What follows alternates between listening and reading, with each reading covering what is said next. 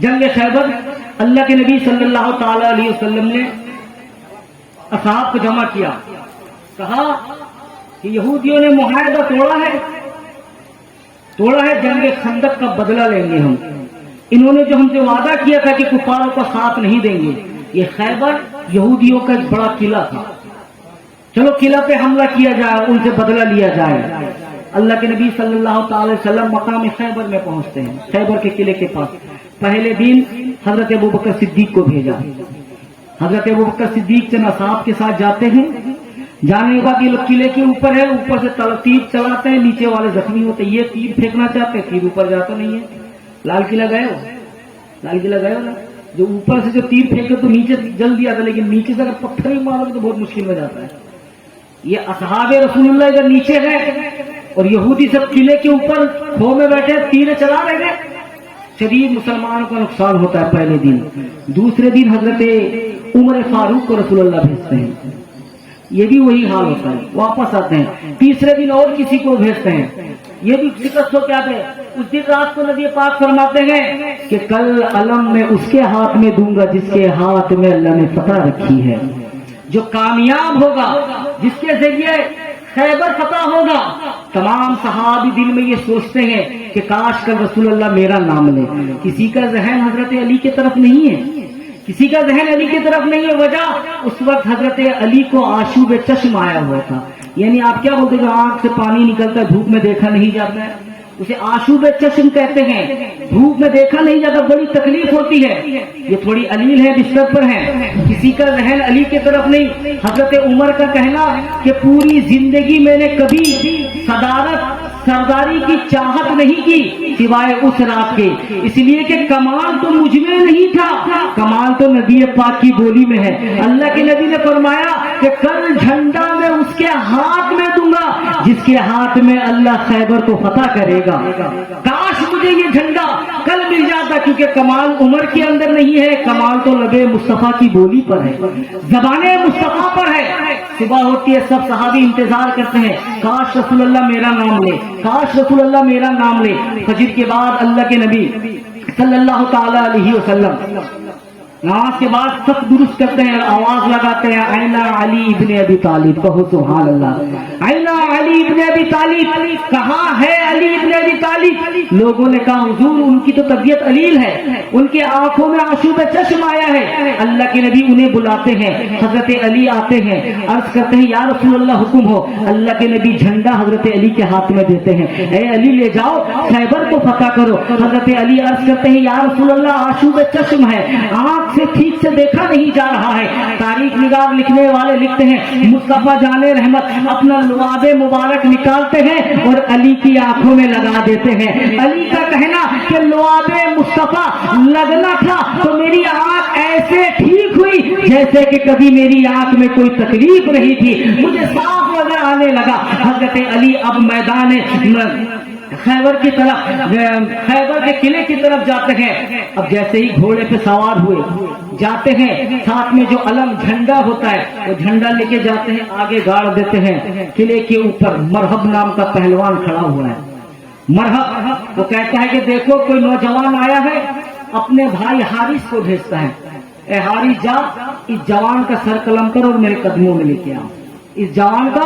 سر قلم کر اور میرے قدموں میں لے کے آ۔ حارث قلعے کے دروازے کو کھولتا ہے، گھوڑا دوڑاتے ہوئے آتا ہے اور یہ سوچتا ہے کہ یہ چھوٹا سا معمولی سا آدمی ہے، ایک تلوار کے وار سے اس کی گردن اڑا دوں گا۔ یہ تلوار چلانے لگتا ہے، علی اپنے آپ کو بچاتے ہیں، پھر اپنی تلوار کا ایک وار کرتے ہیں، حارث کی گردن اس کے دھڑ سے الگ ہوتی ہے۔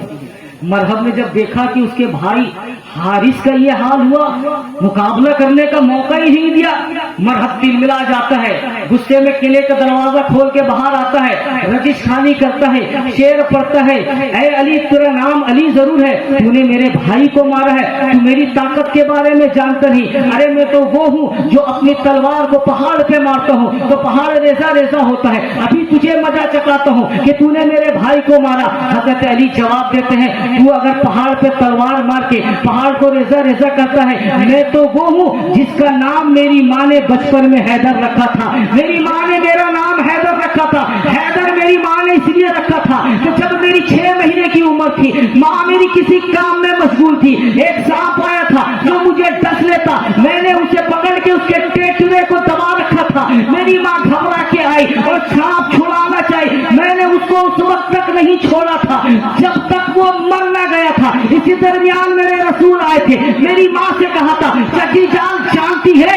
یہ سانپ نہیں تھا، یہ جنات تھا جو علی کو تکلیف دینے آیا تھا، کیا ہوا تو بہادر ہے، اگر تو تلوار مار کے پہاڑ کو ریزہ ریزہ کرتا ہے تو میری ماں نے بچپن میں میرا نام حیدر رکھا تھا، اور حیدر کا معنی ہوتا ہے سانپوں کو مارنے والا، جب میں 6 مہینے کی عمر میں سانپ کو مار سکتا ہوں تو تیری اوقات میرے سامنے سپونے سے زیادہ نہیں ہے، سانپ کے بچے سے زیادہ نہیں ہے، ہاں میرے سامنے مقابلہ کر۔ اب تیر ملا جاتا ہے، غصے میں آتا ہے، تلوار کا وار کرتا ہے، ایک وار ہوتا ہے، حضرت علی اپنا نیزہ نکالتے ہیں، یہ بھی نیزہ نکالتا ہے، دونوں نیزے ٹکراتے ہیں، دونوں کا نیزہ ٹوٹتا ہے، وہ اپنا تلوار نکالتا ہے، حضرت علی پہ وار کرنے جاتا ہے، حضرت علی اس کے وار کو بچاتے ہیں، جب ایک نعرہ تکبیر کی صدا بلند کر کے جب آپ گھوڑے سے جم کر کے مرحب کے اوپر وار کرتے ہیں، مورخین لکھنے والے لکھتے ہیں کہ مرحب 2 حصوں میں تقسیم ہو کے گھوڑے سے زمین پہ گرتا ہے، جب لوگوں نے دیکھا، اہل خیبر نے دیکھا کہ اس کا بہادر مرحب مارا گیا، جن کی طاقت پہ سب کو ناز تھا، جن کی قوت پہ سب کو ناز تھا، جن کی ہمت پہ سب کو ناز تھا، جب وہ مارا جاتا ہے تو ایک بار ہی حضرت علی پہ حملہ کرتے ہیں، حضرت علی دشمنوں سے اکیلے لڑ رہے ہیں، ادھر نبی پاک نے دیکھا کہ علی کو دشمنوں نے چاروں طرف سے گھیر لیا ہے، کچھ اصحاب کو اشارہ کرتے ہیں جاؤ علی کی مدد کرو، اب یہ علی کی مدد کرنے کے لیے آتے ہیں، ایک گھمسان کی لڑائی ہوتی ہے، جب اہل خیبر نے دیکھا کہ لڑائی کرنا، مقابلہ کرنا اتنا آسان نہیں ہے، یہ اپنے خندق کو پار کر کے قلعے کے دروازے کے اندر جاتے ہیں اور دروازہ بند کرتے ہیں، مورخین کا لکھنا کہ حضرت علی اپنے گھوڑے کو جنب لگا کے خیبر کے دروازے کے پاس جاتے ہیں، خیبر کے دروازے کا جو کنڈا تھا، جو گڑیاں تھی، ایک تلوار کا وار کرتے ہیں، ایک گڑی ٹوٹتی ہے، دوسرا وار کرتے ہیں، دوسری کڑی ٹوٹتی ہے، تیسرا وار کرتے ہیں، تیسری کڑی ٹوٹتی ہے، جب لگا کے سب سے اوپر والے پہ وار کرتے ہیں، کڑی ٹوٹ جاتی ہے، ان قریب دروازہ گرنے والا تھا، مورخین لکھتے ہیں یہ طاقت، یہ قوت حضرت علی کے بازو میں آئی کہ ایک ہاتھ سے خیبر کا دروازہ پکڑا اور لا کے خندق پہ ڈال دیا، راستے پہ ڈال دیا، صحابیوں کو کہا چلو وار کرو، خیبر پہ حملہ کرو، اس دروازے کے اوپر سے جب خیبر کے قلعے کے اندر جاتے ہیں، دیکھتے ہی دیکھتے دوپہر کے اندر قلعہ فتح ہو جاتا ہے، اور نبی کی پیشن گوئی صحیح ثابت ہوتی ہے کہ کل جھنڈا اس کے ہاتھ میں دیا جائے گا جس کے ہاتھ میں اللہ نے خیبر کو فتح لکھا ہے، خیبر کی فتح جس کے ہاتھ میں ہے۔ اب جانتے ہیں وہ دروازہ کتنا بھاری تھا، کہنا آسان ہے، اٹھائے ڈال دیے، جب حضرت علی نے وہ دروازہ پھینکا، جنگ ختم ہونے کے بعد اس دروازے کو کتنے لوگوں نے اٹھایا تھا جانتے ہیں؟ 40 لوگ مل کے بھی وہ خیبر کا ایک پٹا نہیں اٹھا پا رہے تھے، اتنا بھاری تھا، اور حضرت علی نے اپنے ایک ہاتھ سے دروازے کو اٹھایا اور خندق پہ لا کے ڈال دیا، یہ مقام تھا۔ اب لڑتے لڑتے ایک نئی بات سنی، لڑتے لڑتے حضرت علی خیبر کے قلعے میں ایک ایسے مقام پہ پہنچے جو خفیہ کمرہ تھا، جس میں قلعے کا کوئی عہدے، اونچے عہدیدار، گورنر کہہ لیجیے، سی ایم کہہ لیجیے آپ اپنی زبان میں، وہ وہاں رہتے، وہاں کسی کو جانے کی اجازت نہیں، وہ اپنے خوابگاہ میں سویا ہوا تھا، جیسے ہی حضرت علی کو دیکھتا ہے تھرتھرا کے اٹھتا ہے، ارے یقین ہو گیا مجھے کہ تو کوئی معمولی آدمی نہیں ہے، خیبر کو فتح کر کے، خیبر کو پار کر کے، میرے سپاہیوں کو پار کر کے میرے کمرے تک آ گیا ہے، اتنا معمولی آدمی نہیں ہے، تو مجھے مت مار، میں امان چاہتا ہوں، جو مانگے گا تجھے دوں گا، امان دے دے مجھے، یہ تو مجھے معلوم ہو گیا کہ یہاں تک جو تو پہنچا ہے اتنا آسان نہیں ہے، میرے کئی سپاہی، کئی میرے باڈی گارڈ دروازے پر سب کو ختم کر کے یہاں آیا ہے، تو کوئی معمولی آدمی نہیں ہے، مجھے امان دے، اس کے بدلے میں، میری جان کے بدلے میں جو چاہتا ہے،